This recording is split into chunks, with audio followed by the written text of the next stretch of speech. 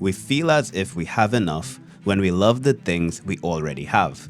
But loving the things we have is becoming more difficult for so many reasons. A couple years ago, I quit my corporate job to freelance after living minimally for a couple of years and saving enough to take the leap.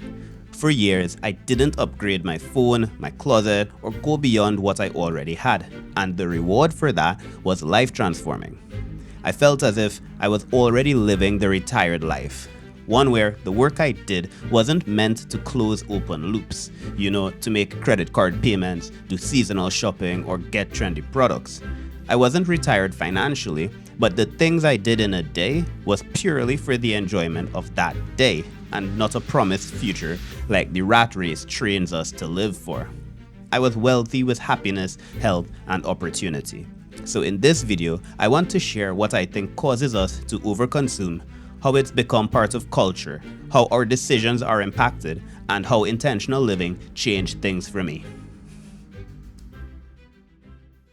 We live in an era of unparalleled consumerism. We spend most of our time glued to devices that try to keep us consuming entertainment, trends, and advertisements. They've all blended together now, and we just call them all content, whether it's a tech review or a house tour. Every moment we're looking at our device is an opportunity to be marketed to. To me, watching someone walk through their home and mention the products they use, where they bought it, and how they use it isn't that different from an advertisement. And in many ways, it's actually more persuasive because my guard isn't up that someone's trying to market me something. And even as a person on the creator side of things now, I find it difficult to know what's an advertisement versus what's entertainment. At the same time, modern technology and globalization have created an era of one-click access to goods and services. We don't even have to leave the social sites to browse the carts anymore. Soon as we see it, we can have it. And if you frequently buy things, you know you get a hit of dopamine as well. In my own life, when I make a purchase, I have to stay alert to the follow-up desire for new products. Something about having a new product makes me want another product to protect, enhance, or organize it. And left unchecked, this adds up to hundreds of dollars a year in additional products. Now, I don't think all advertising or consumption is bad. Ads are how I found out about Audible, Notion, I like IKEA, and there are a handful of other products and services that have greatly benefited my life. However, I think that if we're being spammed things that we're likely to buy, it's really important that we become more conscious about the value these things are bringing into our lives and how they can best fit. What makes this a challenge though is how overconsumption has seeped into culture. When I started slowing my consumption, I realized just how dominant the narrative of getting more and better was in culture. When I walk around shopping centers, I see the designs that are saying, this purchase could make me cool. I see the advertisements that say, people like me buy things like this, and that I'm inadequate to the man in the photo with this watch purely because of his watch. And because this messaging is ingrained in global culture, the people we love also unknowingly promote overconsumption. I've been told to improve everything from the variety in my t-shirts to the rims I should have on a car, as if constantly finding things to improve was common sense, while choosing to be happy with what we have, even if it is old or unattractive, is irrational. I find that recently, I'm also more often invited to places that are trendy on social media and require me to spend more money.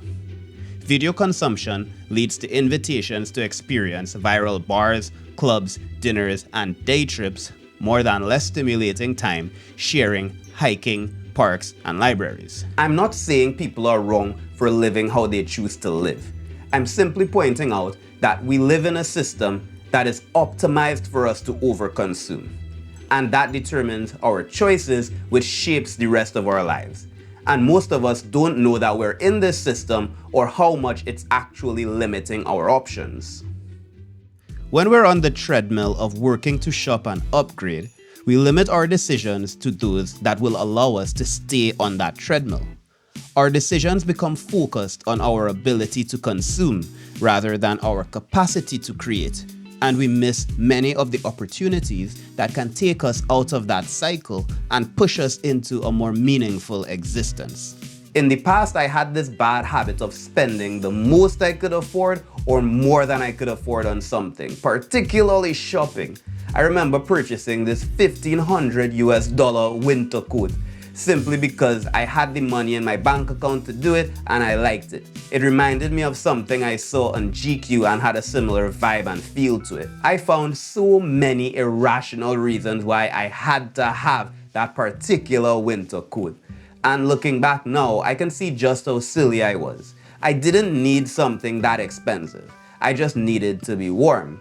But when we're in the cycle of overconsumption, we're not aware of these decision-making processes. Whether it's social media, tech, housing goods, shopping, or some other type of upgrades, we're constantly looking to have more, have the nicest, or have the latest. The scary thing though is that remaining so narrowly focused can lead to a lifetime of stress. We tend to take as big of a mortgage and as luxurious of a vehicle as our paycheck can tolerate, which leaves us vulnerable to problems, and when a problem arises, we fall behind and aren't able to enjoy the very thing we're working to pay for. But our decisions can begin to change once we learn how to build our lives from a place of intention. There's this quote by the philosopher Socrates that really stuck with me during the period when I was building intention into my life. It goes, "The unexamined life is not worth living." And I think it clearly conveys what's at stake if we never learn to be reflective and intentional with our lives. Intentional living started for me when I decided that I no longer wanted to live in competition with or to please other people. I would only live in accordance with my values. It was a period of self-exploration that allowed me to recognize what those values truly were. I meditated, did art, exercised, journaled, and they were all useful, but all I really needed to do was to ask myself, why was I doing things and who was I doing it for? Now I consume much less things, and that additional leverage allows me to feel a sense of control in my life. If you've followed my channel before, you know I live in Japan and work as a part-time English teacher. I'm able to do that because I'm not attached to accumulating things, and it allows me to explore other opportunities like this YouTube channel. The risk I took when I left my corporate job to freelance also paid off, because at any time I can pick up and move to another country. I also feel a sense of security because I've intentionally put my time and money into learning skills and building safety nets. And I think I've been able to do this because I believe I already have enough.